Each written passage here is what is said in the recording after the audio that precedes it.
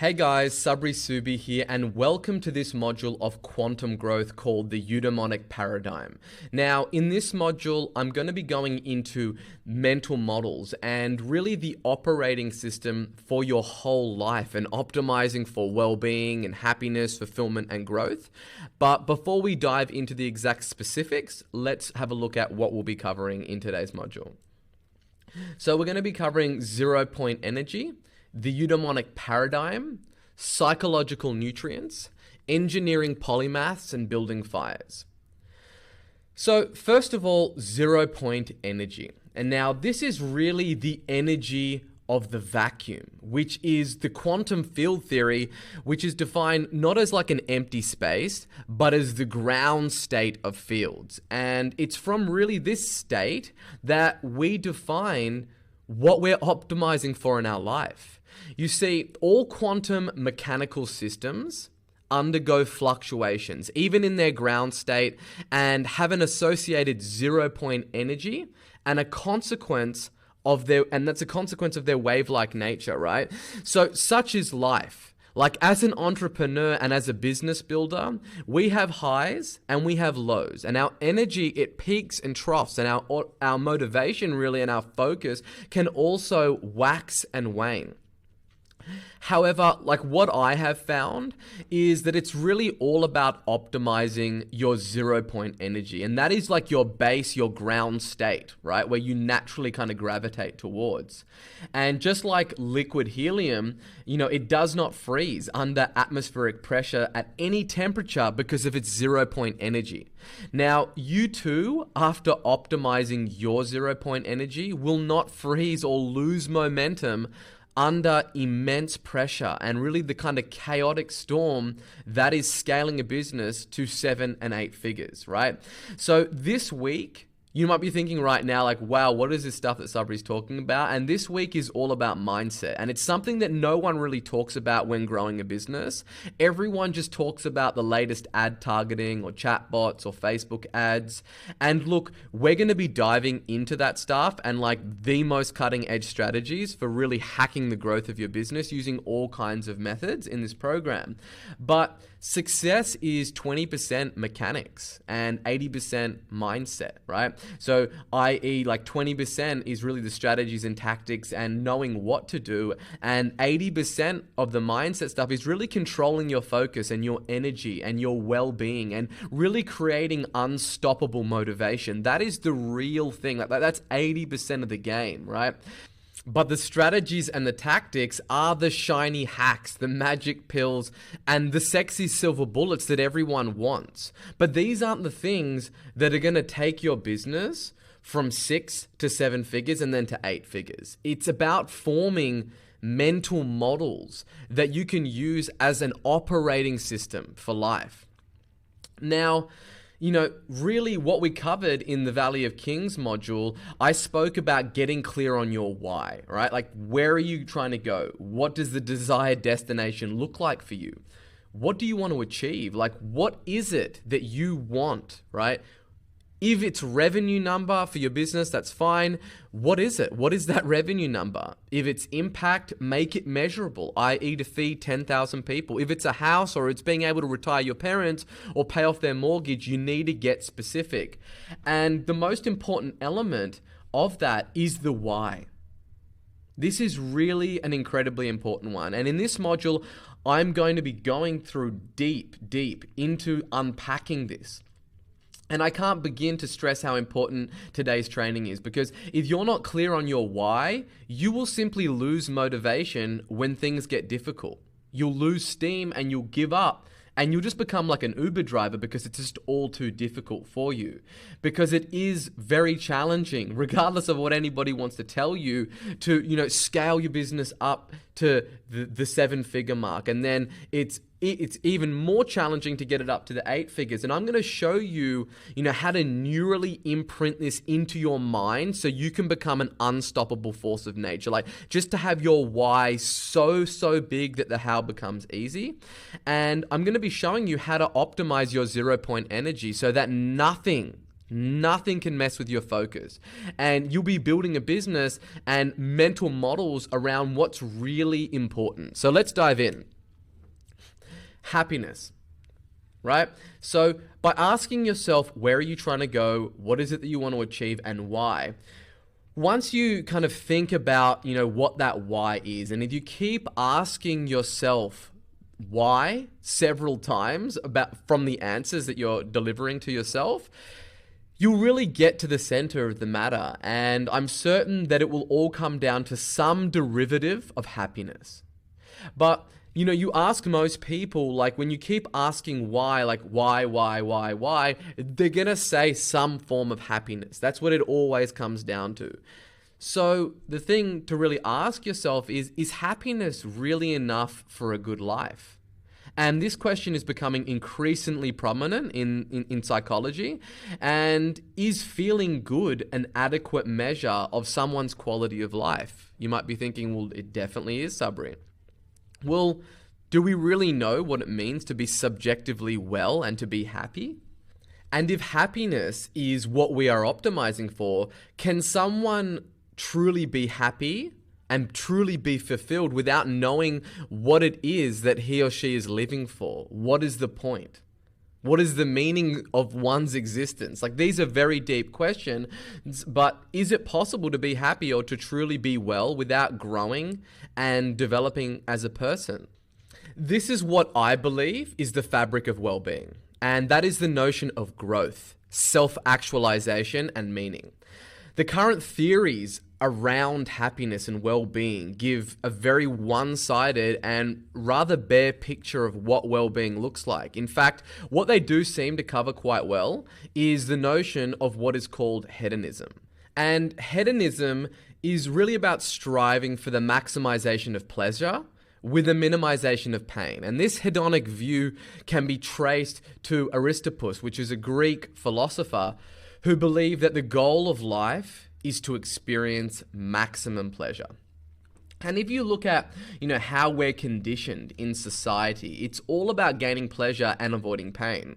Like, where happiness is derived externally by something that comes from outside of within you, right? And through cultivation of like physical possessions and short-term gains and feeling good. You might be thinking, well, what's wrong with feeling good, Sabri, as a measure of happiness? Well, if you're optimizing for feeling good, it's like you're constantly chasing a sugar high to feel good rather than seeking fulfillment through growth. Which brings us to the Eudaemonic Paradigm. And that is the concept of well-being referring to the optimal psychological function and experience. And when it comes to achieving this, there are really kind of two worldviews. And one is about the hedonic well-being, and the other is the eudaimonic well-being. And really what you see is that, hedonic well-being is more extrinsic and outcome-based. So it's about maximization of pleasure and the minimalization of suffering, whereas eudaimonic well-being is more about intrinsic and process-based. So it focuses on really developing oneself and realizing one's full potential.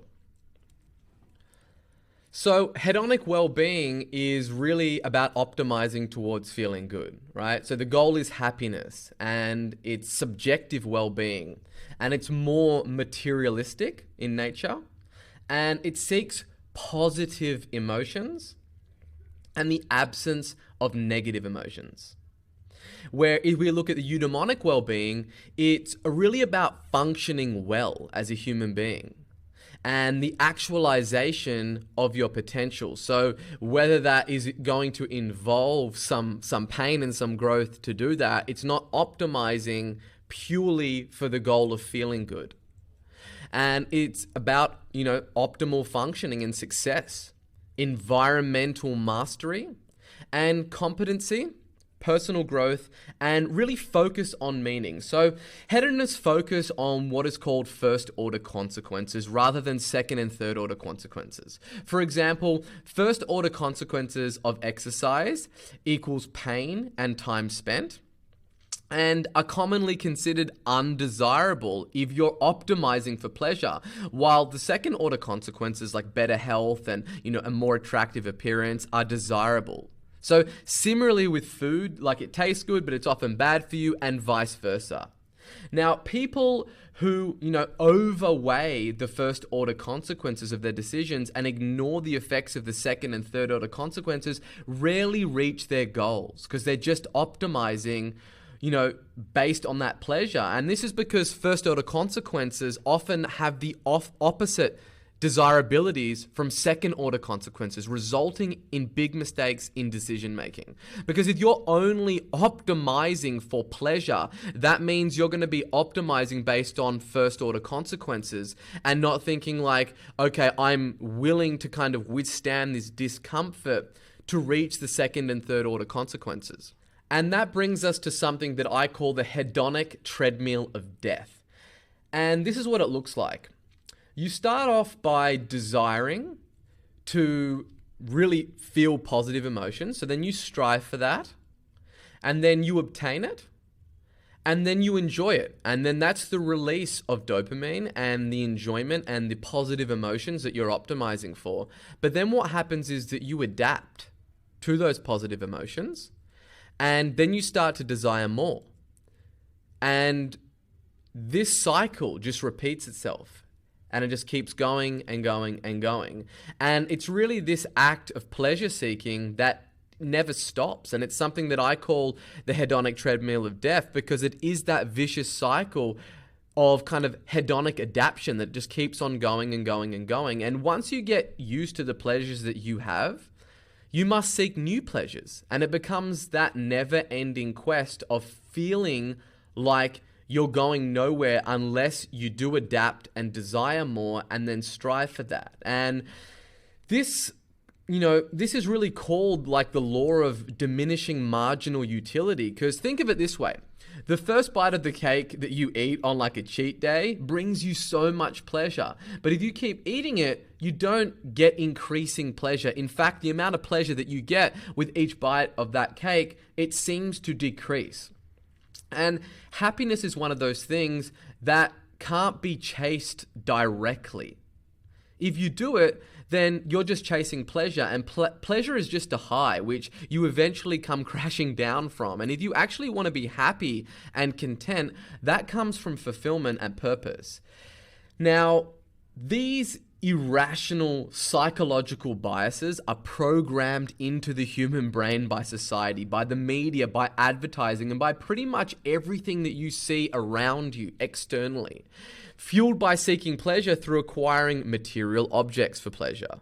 Whether it's like a new phone or a watch or an outfit or a holiday, after you kind of obtain those things, you start to think about the next thing and the next thing.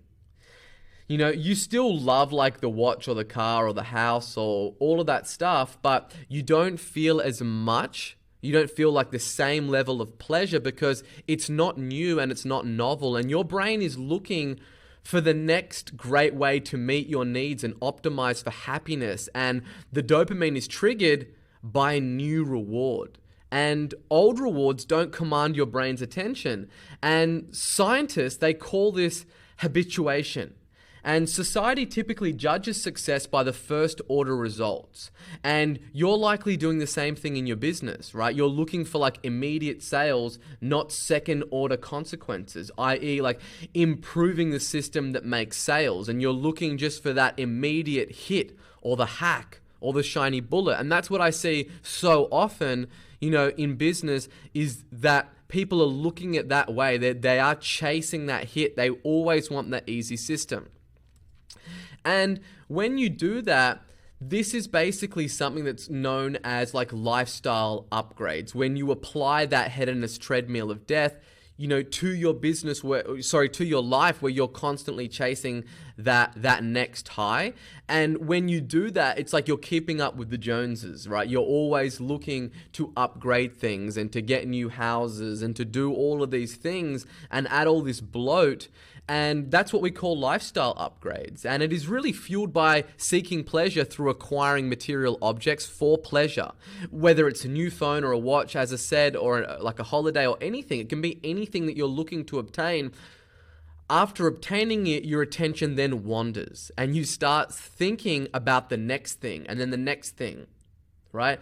So where does it stop? Like, I'm not saying that once you acquire those things that you don't enjoy them, but you're always seeking that next hit.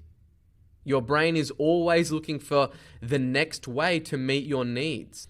And the way that I have found to combat this is you really want to live far below your means, because when you do that, you'll be able to enjoy the freedom that people that are busy just upgrading their lifestyle, they will never be able to enjoy those freedoms.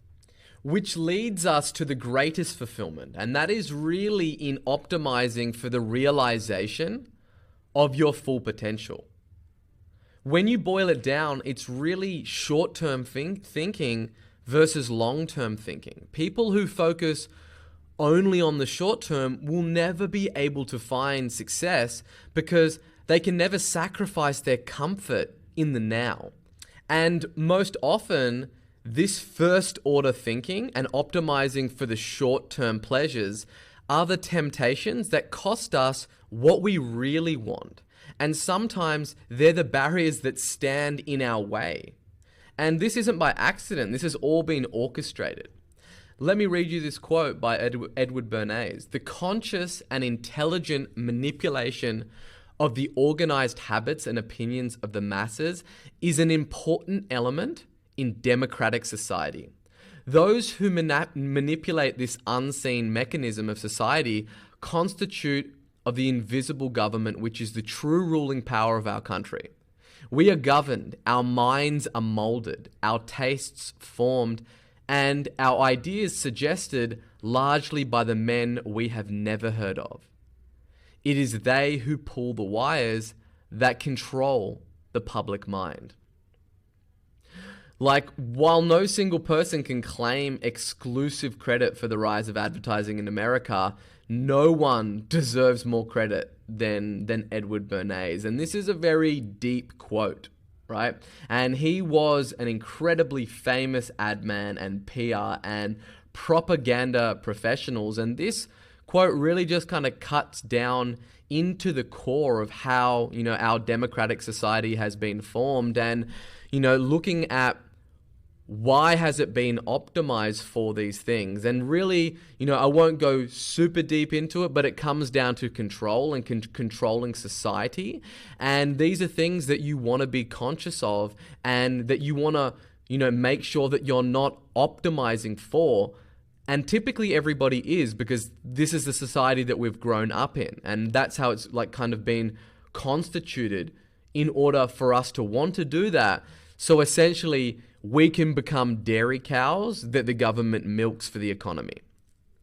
And the way that we really avoid that is, instead of optimizing, for those short-term pleasures and lifestyle upgrades, we optimize for true harmony, which is positive relations, environmental mastery, self-acceptance, autonomy, personal growth, and really purpose in life. And the definition of eudaimonic well-being is living a life of virtue in pursuit of human excellence. And I have found that just feeling good is not enough to live a good life and to really be fulfilled. If you have a growth mindset and you really want to live up to your full potential, you need to seek true harmony and well-being. And this involves stepping off that hedonic treadmill of death. And I'm certainly not the only one that feels this way. Aristotle and other Stoic philosophers were the first to promote eudaimonic happiness as the ideal path to authentic fulfillment and well-being. And this brings us to psychological nutrients. And psychological nutrients, one of the elements of that is something called mental models. And mental models transcend disciplines and areas of your life. They are the invisible links that connect different disciplines together. They help you learn multiple skills much more quickly because they give you like a stable base of useful and universal knowledge that you can use for all different areas of your life. And therefore, when you go into like a new discipline, even though you may not have direct experience with that field, you'll quickly be able to kind of move into those fields and identify mental models that you can use.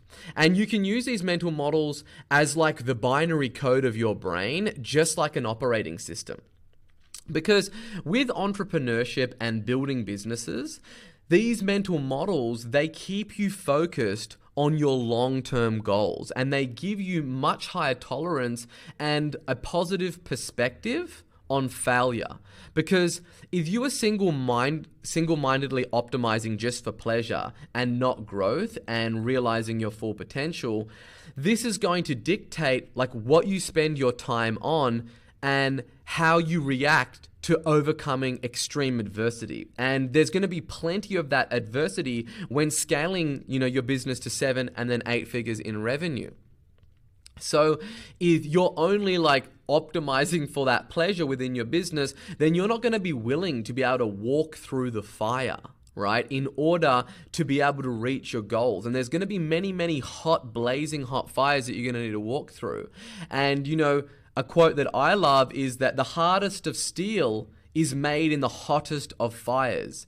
And you're not going to be willing to walk into those hot fires if you're only seeking that pleasure. So mental models and the psychological nutrients really help you with your kind of the way that you react to that adversity and how you can kind of deconstruct situations to make decisions. So let's just have a look at the 7 pillars of eudaimonic happiness. So first of all, we've got autonomy. And this is really being an independent person who doesn't care much about other people's opinions and is confident enough to pursue his or her own path in life. You're not always looking to what other people really think and what their opinion is and how they judge you. You've got that confidence within yourself and that autonomy to really focus on what's important to you. And this comes down to, the second one, which is self-acceptance and accepting yourself wholly with the strengths and your weaknesses and seeking ways to improve yourself on a constant basis. The next one is purpose in life, discovering something meaningful that goes beyond the small pleasures of life. Something that guides your every action and your decision. You're not just looking at each decision and optimizing purely for pleasure. You're thinking about like the long-term meaning of what it is that you're trying to do and what is the purpose of what it is that you're doing. The next pillar is personal growth and really the need to explore your inner potential and use it to pursue your real purpose in life. And, people often ask me, what is the thing that drives you, Sabri? And it's really me chasing the realization of my full potential and what I know that I'm capable of doing in this one life that we're given. The next pillar is environmental mastery and learning to navigate your environment effectively by using the internal and the external resources that you have at your disposal. So it's not about looking at you're a victim of your environment. It's about mastering those things and being able to work with that adversity and all the things that are going to come flying your way. Now, the next pillar, positive relations.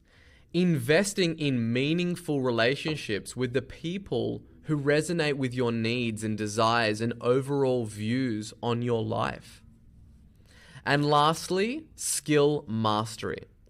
Ruthlessly investing in your existing talents and really committing to becoming a master whilst also focusing on acquiring new skills to create a happy life. And this is a really big one, especially in business.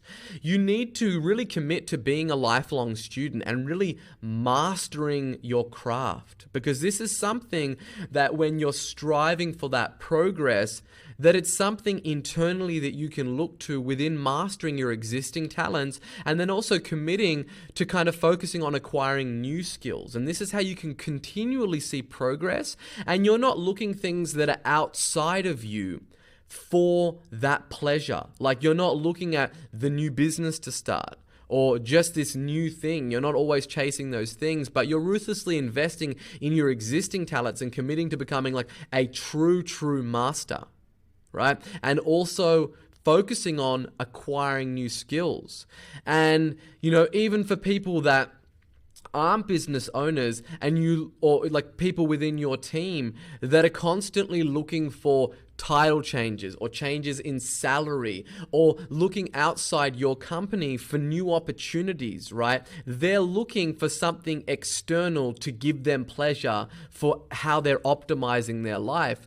When really, typically when you speak to people that have hopped around seeking that pleasure, you look at their resumes or their CVs, and that's exactly what they've done. They've moved jobs every year, like looking constantly in search for the greener grass, where a much more fulfilling way to kind of live your life, and the people that I've come across that seem a lot more happy within themselves are people that typically are going to stay in, a role for a much longer period of time, because they're not looking for an external force to keep them happy and to keep them engaged. They are really committed to becoming a master at what it is that their skill set is. And they're also constantly focusing on acquiring new skills and creating that happy life. And that's really an important one. And in order for you to feel fulfilled in your business, you do need to really focus on that, and you do need to commit to becoming a lifelong student and to constantly mastering your craft and mastering your skill, because society has worked itself into a mania. Like, they're like crack addicts looking for that next hit, and are really single-mindedly focusing on just indulging in those momentary short-term pleasures and often satisfying those irrational desires.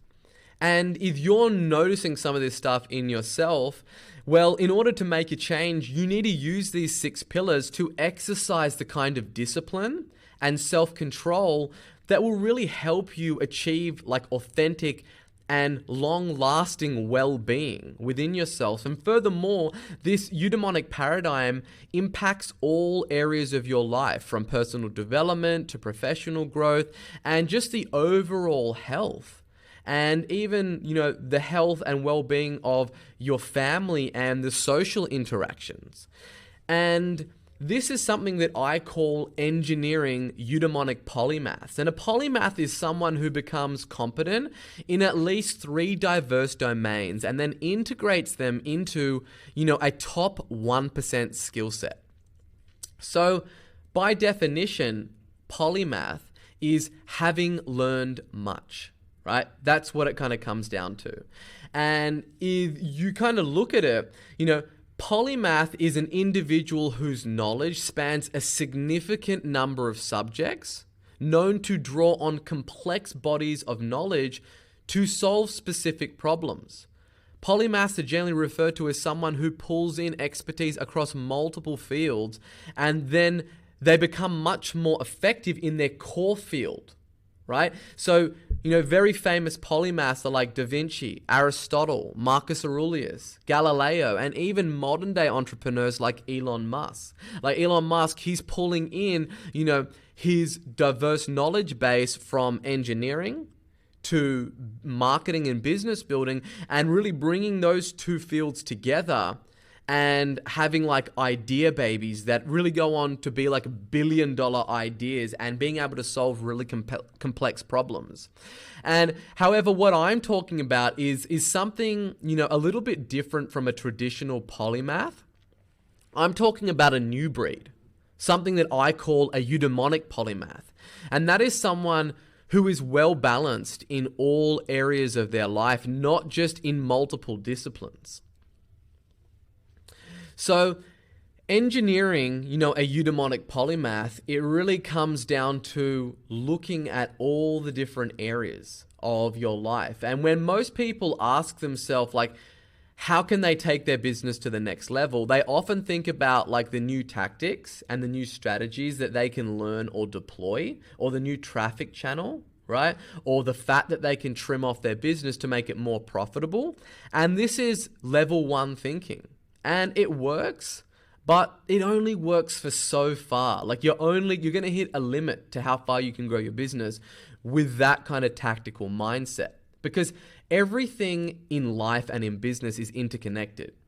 And focusing on the most important areas of your life is really what you want to do to have an extraordinary quality of life. So, you'll also be able to dramatically grow your business if you focus on other areas of your business that really derive and add up to your well-being.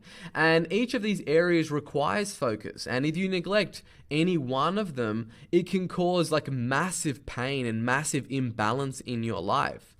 And this kills your personal renewal and your productivity, and it cripples your business growth, right?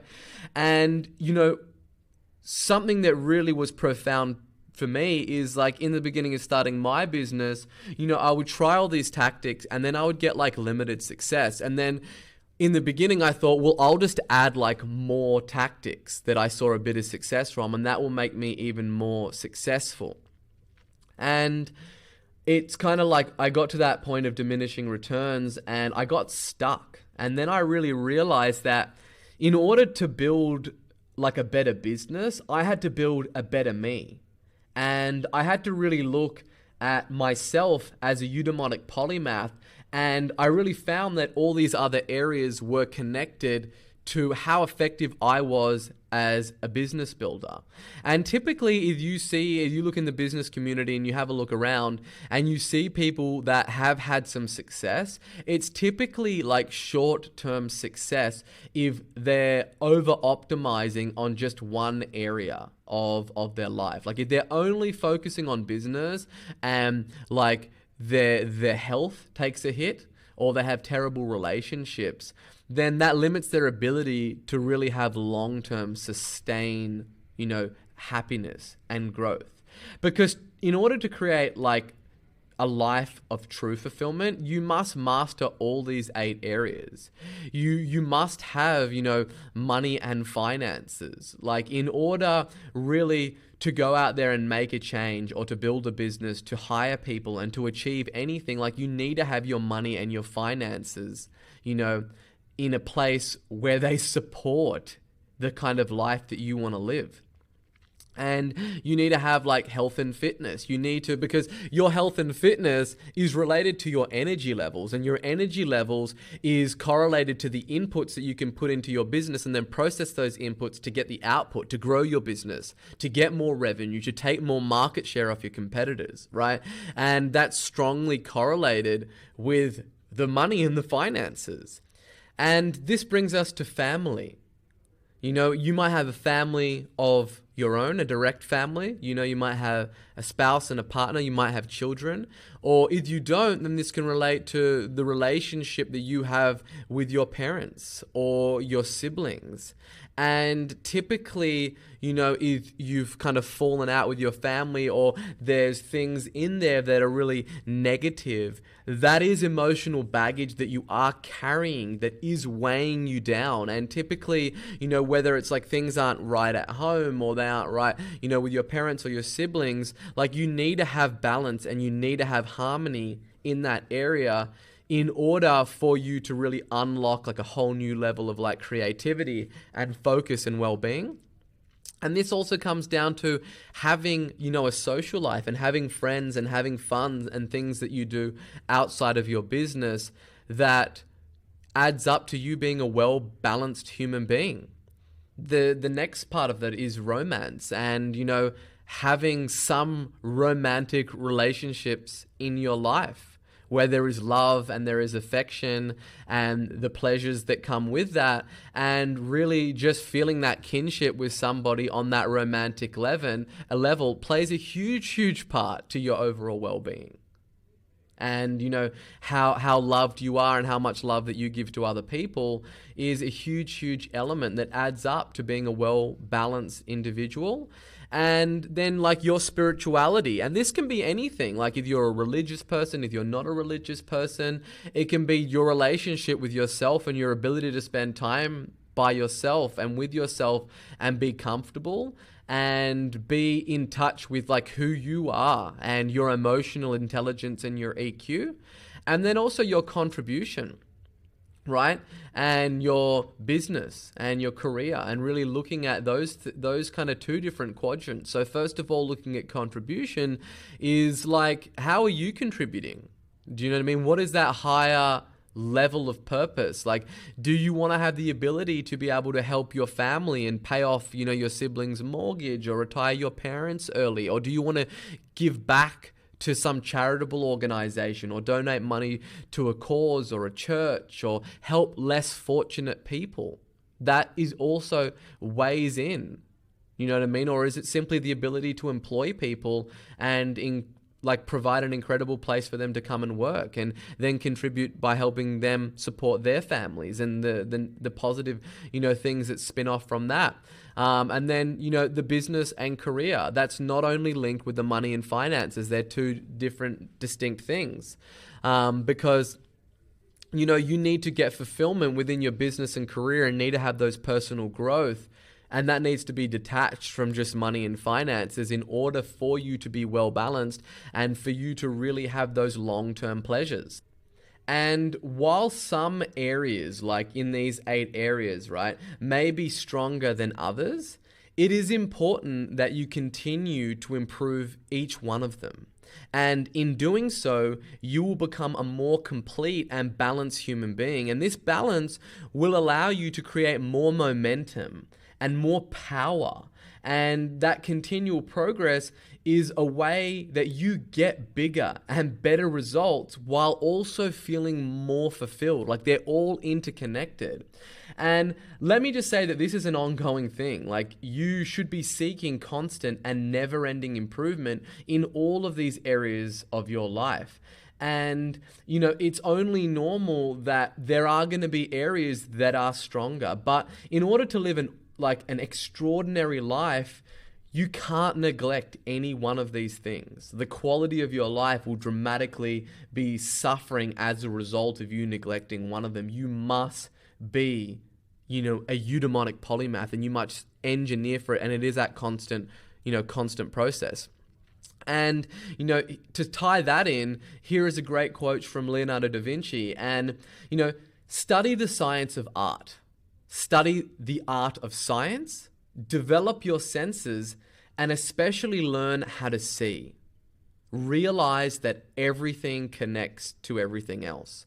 And as you become more aware of yourself and more in touch with yourself and conscious of all these 8 areas, you begin to see those links, and the links between, your romantic life and your happiness, and then your energy levels and your output in your business. And, this program, Quantum Growth, is about, just engineering and creating, just a vicious breed of eudaemonic polymaths that are just really well balanced. And because they're so well balanced, they just go out and build much better businesses, and they have so much more steam in the engine and so much wherewithal that they can withstand just the hottest blazing fires and sit in them while their competitors just perish and turn to ashes because they aren't well-rounded. And I'm all about engineering that better version of yourself that is capable of going out and building that better business of your dreams. And it's a continual and never-ending cycle. Right? That's how we optimize for long-term happiness, is not looking for those short-term little tiny triggers that are going to release the dopamine. It's about that constant a never-ending improvement, which brings us to the Japanese word of kaizen, which means improvement, right? And the definition of it is really, it comes from a Japanese philosophy of continuous improvement of working practices and personal efficiency, right? And really being committed to, no matter how much excellence that you have in all these different areas of your life, that you are fully committed to just constantly getting better. And it's that constant chase for mastery that is going to keep you engaged and to keep you fulfilled. Which now brings us to building fires. And I'm not talking about in the camping sense, I'm talking about building the internal fire, right? And really continuously focusing on the inner game and what's going on, internally, and having all these 8 areas of your life well balanced, and then using that to really just build like a fire in you that is just so big and so ablaze that no one can deny you, where you have just unstoppable motivation because you're constantly looking to become a master, and you really look at that as that level of excellence and acquiring new skills and becoming a master in all those things that you've got. And you're willing to withstand those hot fires and walk through them. And every time that you do that, and every time that you walk through a fire and you withstand the heat, it builds on you and it calluses your mind and your skin, and it becomes, you just become harder from being in those fires, and it really motivates you because you start to look at yourself as what is possible, and that you're willing to withstand much hotter fires than any of your competitors, and that really just thrusts you forward in life because you start to build a really, really strong self-belief around you, and you're focused on everything. You're not just focused on short-term profitability in your business and getting that little hack, but you're focused on the long-term thinking and getting not only long-term sustained success in your business, but throughout the whole course of your life and in all those different 8 areas that really add up to you being, a eudaemonic polymath. And you want to use that fire and constantly feed it and throw logs on it and keep it ablaze inside you. So that brings us to the end of today's module. Let's look at the action items. So the first one is really optimizing, for eudaimonic well-being. And that's what you want to be focused on, using those pillars and really thinking about what that looks like in your life. And being conscious and actually taking action and stepping off the hedonic treadmill of death. You just need to step off that thing. And you need to think about, those long-term things, which brings us to like the second, exercising second order thinking. Thinking after, like if you're looking to make an action, is thinking and then what? And thinking through time, and what do the consequences look like in 10 minutes or 10 months or 10 years?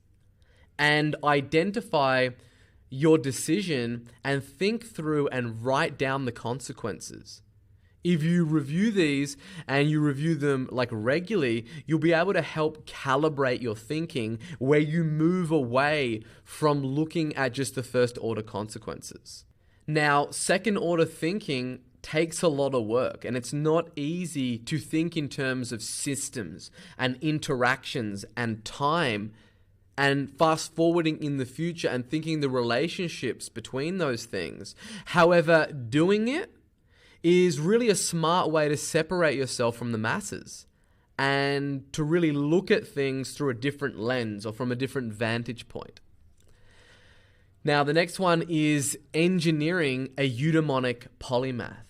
Right? And this is about balancing all of those areas of your life and seeing the interconnected relationships of them and how they affect your business, and not only just looking at business, and know that if you work on these other areas, it's going to affect your business in a positive way if you actively work on them. And if you neglect them, it's going to affect your business in a negative way.